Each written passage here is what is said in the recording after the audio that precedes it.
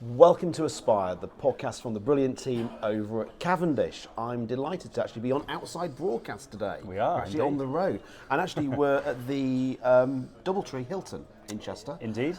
For a very special reason, because this is actually going out at the same day as your big Chester landlord briefing that's happening tonight in about 7-8 hours. It is, yeah, it is.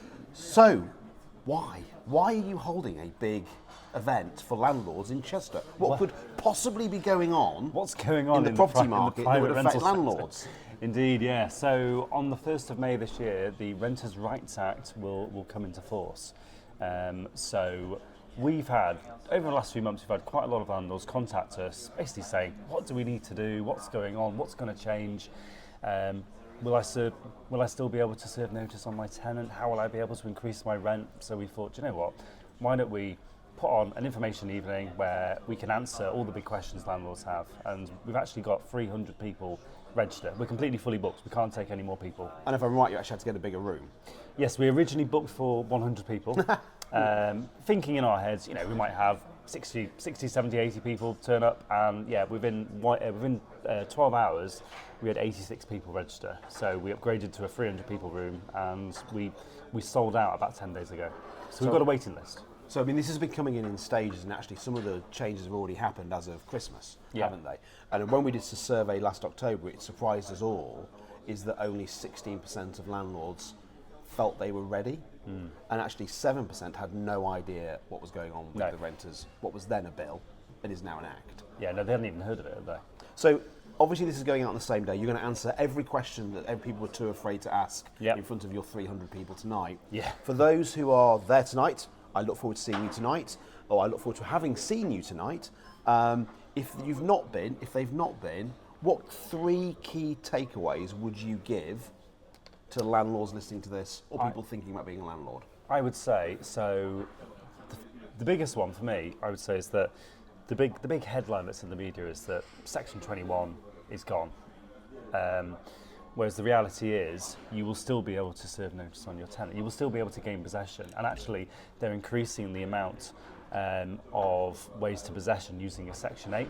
So there are actually going to be more ways to evict a tenant going forward than there are now. We'll just have to do it a slightly different way.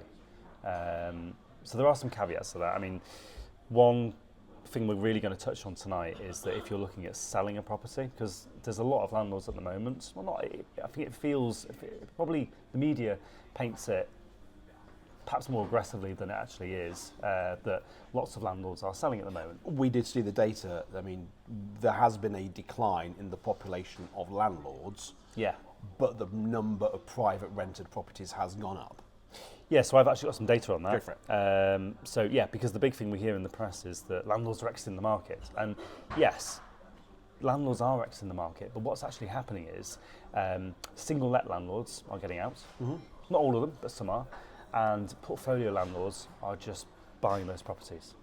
So yes, the amount of landlords is decreasing, but the amount of properties per landlord is also increasing as well. Because as I understand it, back 2019 there were about 5 million rental properties, and they think by the end of this year or early into next there'll be more like 6.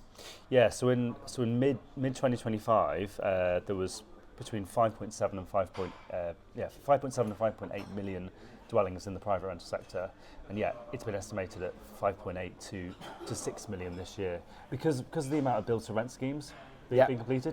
So yeah, actually there's potentially more properties now than there were a year ago, but there are less landlords because those portfolio landlords are seeing this as a big opportunity. So one of the big things we're going to be chatting about tonight is if you're going to sell your rental property. Now, one big thing under the Renters' Rights Act that a lot of landlords won't realise is that if you use a Section 8 and you serve notice on the tenant leaves, then let's say you get an estate agent round, you put it on the sales market, 4 months later, it hasn't sold, let's say. So most landlords in that situation would, I imagine, probably put it back for let. Go, we'll just re-let it for the foreseeable future. If you do that within a 12-month period, you get a £7,000 fine.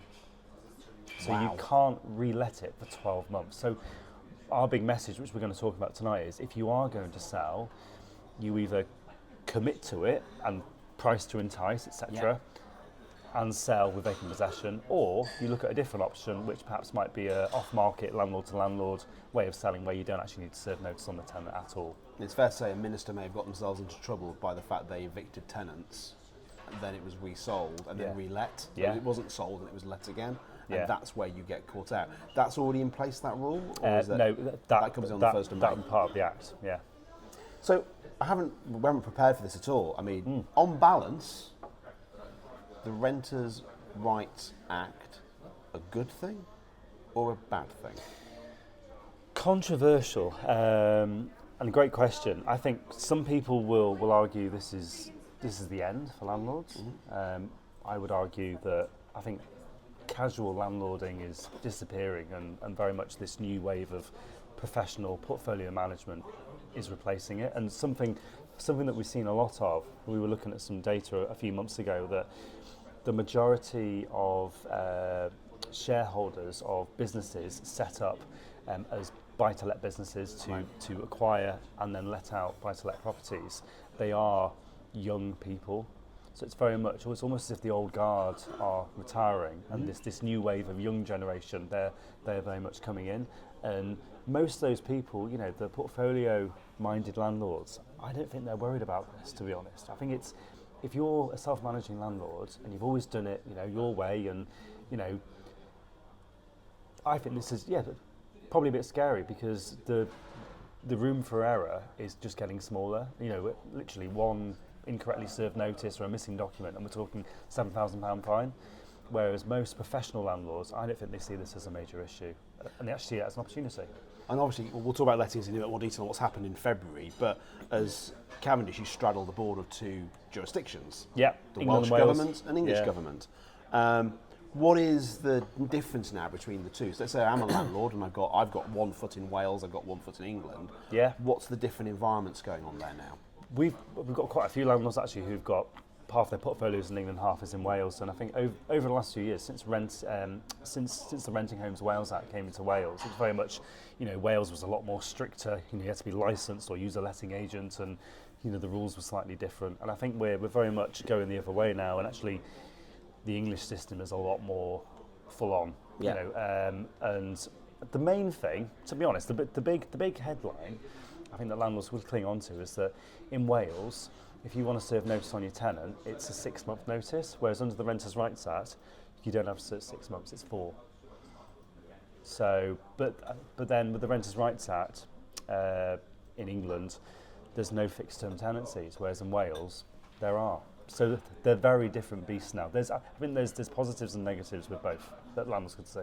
And while it's not our job to give financial advice, and the value of investments can go down as well as up, is it still a good business proposition to be a landlord?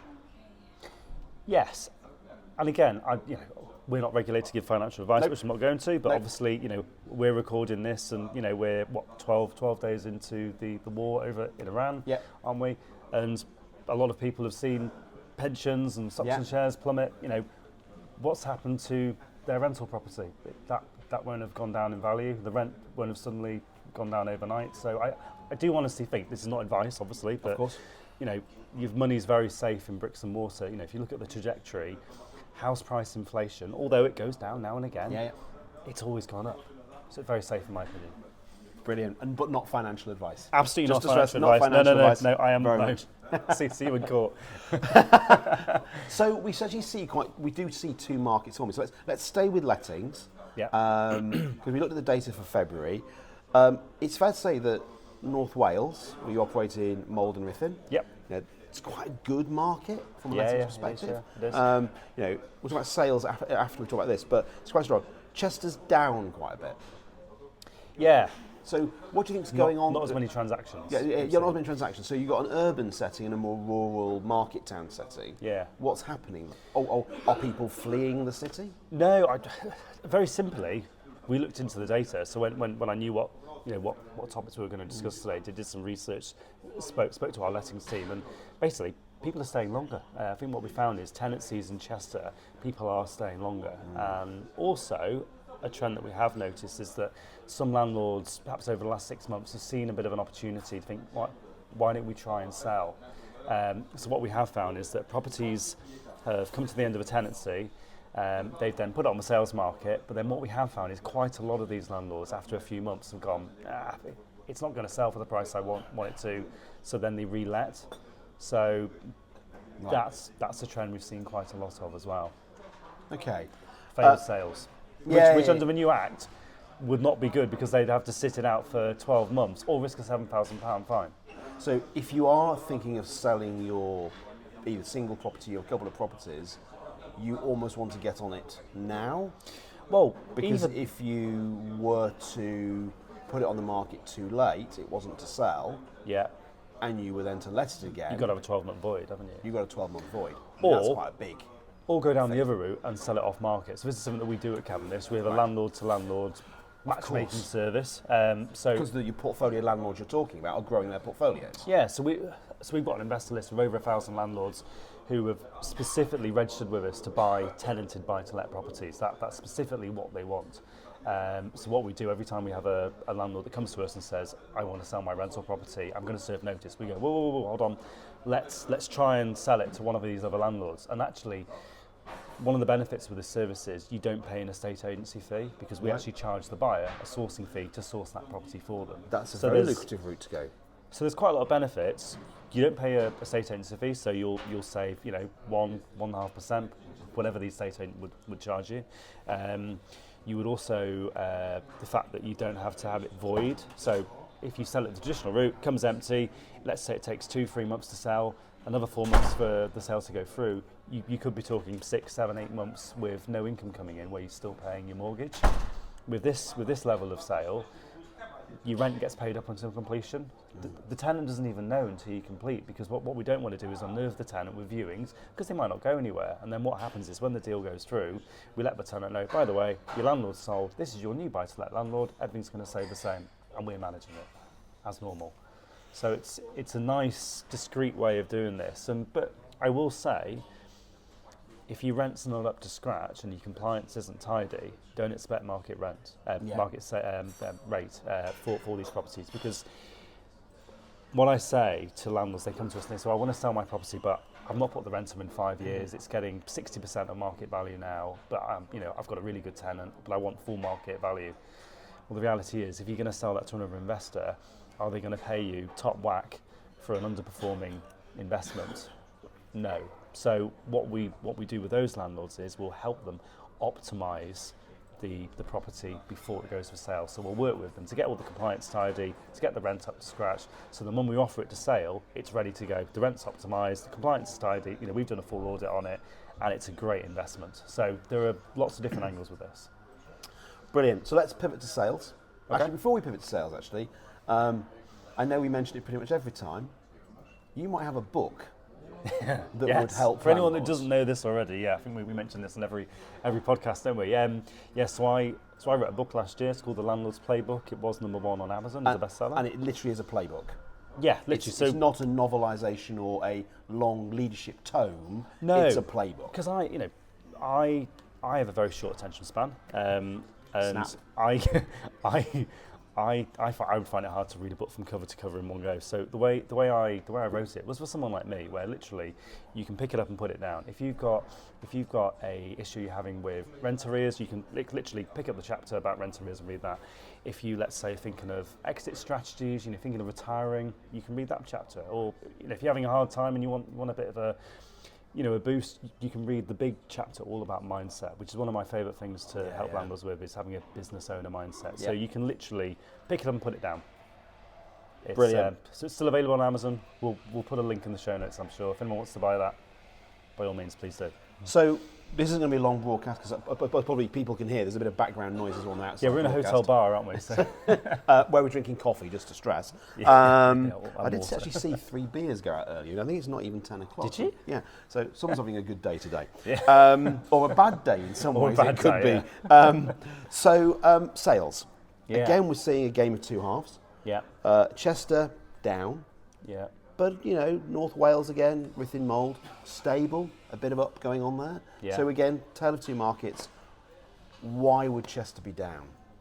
So the main reason for this, very simply, is the stamp duty deadline that we saw last year. So last year we had a lot of transactions going through, a lot of properties coming onto the market in Q4 of the year before and Q1 of last year to beat the stamp duty deadline. Yeah. So quite simply, the numbers in Chester are down because the numbers were so up last year compared to the year before. I think we and saw the that averages. if we compare it to 2024, it's Yeah. not really down. It's a little bit down. It's a marginal shift. No, and it's probably very similar to 2022 when we had the other stamp duty deadline Yes. as well. So it's there's nothing to worry about. It's literally down because it was so up last year. So it's data is subjective, isn't it? With the average time to sell still around about 6 months, Yeah. if you want to move by Christmas, you want to be basically instructing an agent in the next 3 months, really. Well, yeah, we're going to have that conversation soon again, aren't we? Because Yeah.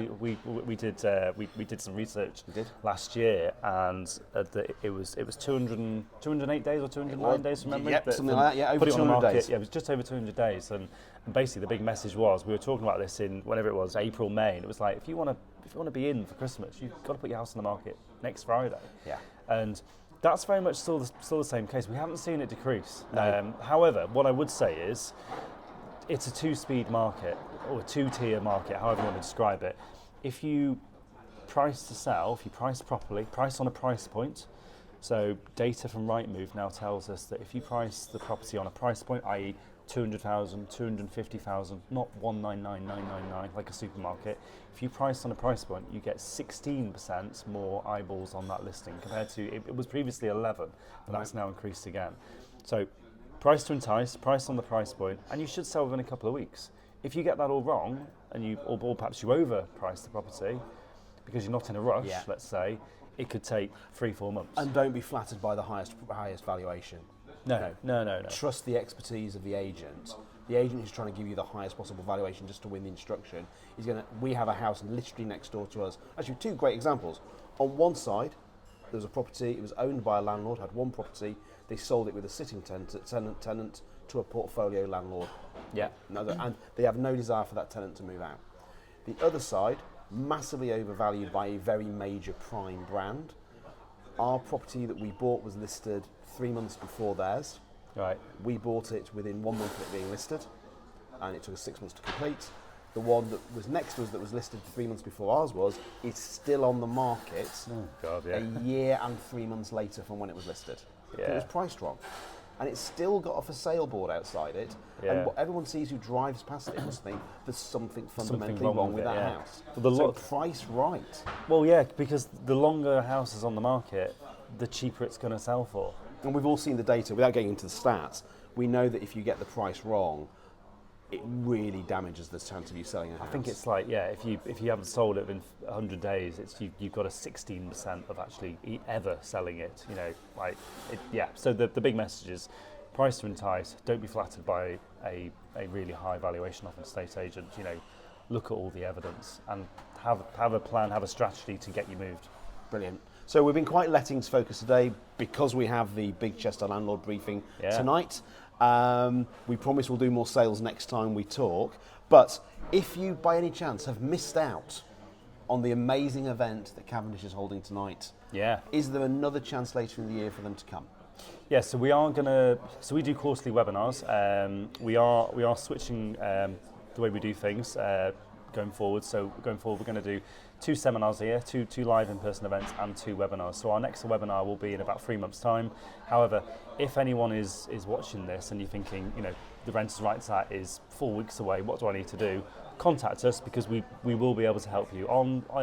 When we go live tonight, at the end of a session, we are going to be offering anyone who attends the opportunity to have what we call a tenancy health check, which is a 30-minute call with us where we go through basically a full tenancy audit to make sure your file is completely compliant before the 1st of May. So as an exclusive, anyone who's listened to this podcast, we'll put the link, so anyone who listens to this podcast, they can also book a tenancy health check. And we'll see you at the next event, hopefully. Fantastic. So thank you very much. As I say, very lettings focused. We'll be more sales focused next time as well. But as always, if you ever have any questions that you'd like us to answer, I am more than happy to put those questions to David and Nicola when she's with us. So please fire those questions across and we will answer them. Thank you very much. Thank you very much.